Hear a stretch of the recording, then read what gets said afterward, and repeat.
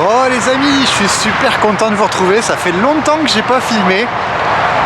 On est le 9 mars. Donc, comme vous pouvez l'entendre, il y a pas mal de bruit, je suis juste à côté du périphérique toulousain. Et je vais faire une petite pêche stalking entre midi et 2. Et il y a un endroit, il y a une zone de tenue, là je sais qu'il y a souvent du poisson. Donc je vais pas me prendre la tête, je vais essayer juste là, juste sur un seul spot, au frolic. Et donc hier j'ai mis pas mal de frolic partout sur l'étang, histoire que les poissons, voilà, s'ils en trouvent, ils prennent confiance. Et on va essayer d'en faire une rapidement, je vais vous montrer un petit peu le montage et tout ça. Alors je viens juste d'arriver sur le spot. La première chose à faire, c'est de mettre un peu de frolic. Donc j'ai mon sac banane avec du frolic. Hop. Tac, voilà. Donc, je vais pas en mettre beaucoup.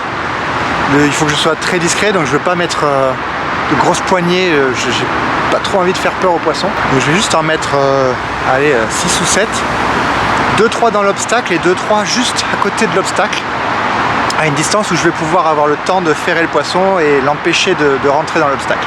Bon, au niveau du matériel, c'est super simple en fait. J'ai donc une épuisette à maille plastique, comme ça s'accroche pas dans les ronces quand je dois un petit peu barouder. J'ai une canne 6 pieds, pas très puissante mais super sympa et qui quand même me permet de sortir de beaux poissons. Et j'ai un tapis de réception. C'est tout, un sac banane avec 2-3 conneries pour refaire les montages et quelques flotteurs d'avance que je pêche au flotteur. Rien de plus, on pêche ultra simple. Alors là, comme vous pouvez le voir, il y a un petit stop float. C'est le premier truc à monter sur la ligne hein, quand on démarre. Donc ça va permettre d'arrêter le flotteur va remonter sur la ligne jusqu'à ce qu'il soit bloqué par ce petit stop. Alors je le règle à l'arrache, je ne connais pas toujours la profondeur et j'ajuste en fonction de ce que je vois.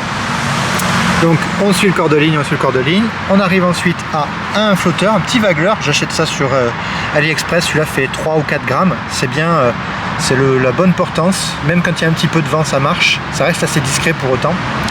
Une olive, alors là celle-ci elle fait 20 grammes, il y a un petit peu de vent. Souvent ça se situe entre 5 et 40 grammes en fonction des conditions. Plus on est discret, mieux c'est. Ça fait pas du tout d'autoferrage, ça fait rien. C'est vraiment juste pour maintenir la ligne en place. Ensuite j'utilise un émerillon Quick Change avec un petit rig liner comme ça, tout bête. Un bas de ligne en 13 gainés, voilà, et un hameçon monté en blowback avec un petit anneau. J'aime bien en fait, c'est vraiment un truc qui me donne confiance avec un petit rig liner. Et un frolic monté dessus, tout simplement, avec une aiguille fine hein, pour éviter de l'abîmer. Et c'est tout. Maintenant, on va pouvoir pêcher.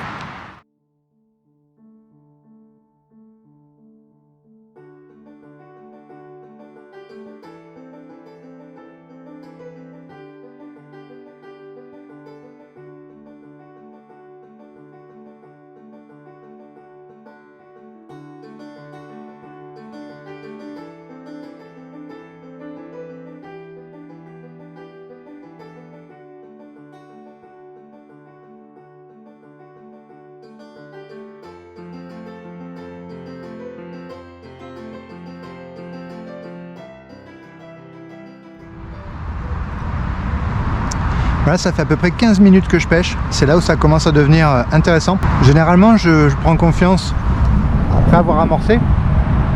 Quand les appâts sont dans l'eau depuis 20-25 minutes. Parce que les poissons, ils ont peut-être été attirés par le bruit, mais ils sont un tout petit peu méfiants au début. Et j'ai remarqué que souvent, le créneau des 20 minutes à 40 minutes est plutôt bon. Hop.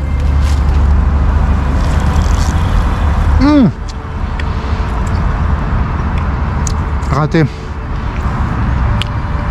Bon, ça arrive en fait des fois. Il suffit qu'un poisson touche la ligne et voilà, et ça fait une fausse touche. Je suis un peu déçu parce que franchement ça aurait été trop cool. Bon, j'ai peut-être effrayé un poisson en ramenant vite comme ça, mais j'ai pas trop le choix, il faut que je relance. Je vais espérer que ça ne les ait pas trop effrayés. D'habitude j'y crois pas trop, dans ces cas-là je change de spot. Mais là j'en ai qu'un seul. Donc il faut y croire.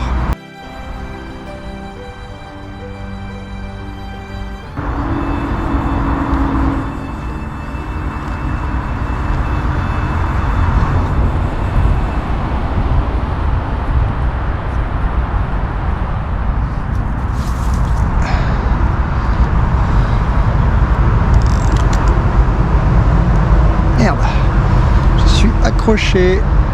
Ah, fait chier. Ouais, c'est ça, pêcher près des obstacles là.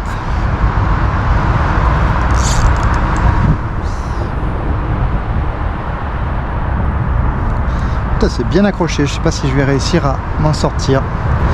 Ça, c'est pas de bol. J'ai dû perdre le bas de ligne. Ouais, bon, mais je suis bon pour changer le bas de ligne.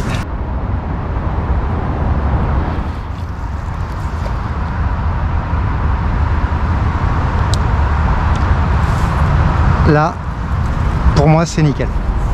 Donc là, mon moulinet, il est pas frein serré, mais pas loin. Hein, je m'assure que ce soit difficile de sortir du fil. Pour pouvoir empêcher le poisson de bouger, justement, je vais le ferrer et le décaler. Il n'aura pas le temps de prendre de la vitesse. C'est aussi le gros avantage de cette technique. La canne, toujours à la main. On la pose pas parce que si on la pose, on n'a pas le temps de réagir et on perd une seconde et c'est la seconde qu'il ne faut pas perdre. Je garde ma ligne pas trop tendue, je veux pas mettre de pression. Je suis juste prêt.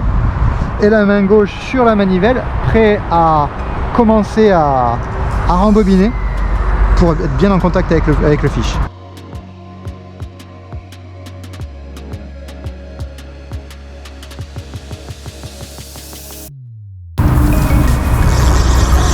Fish on les gars, fish on.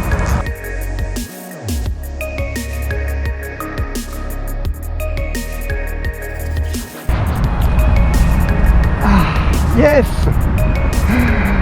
Excellent, excellent. Ça faisait 10 minutes que j'avais relancé au bon endroit. Et je le sentais très bien. Et effectivement, yes! Ça paye! Allez! Elle fait 5 kilos.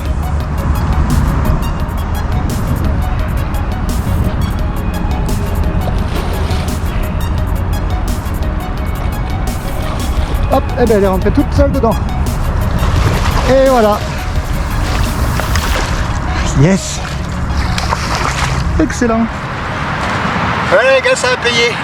Donc pas longtemps, hein, au bon endroit, 10 minutes. En tout, j'ai pêché 45 minutes.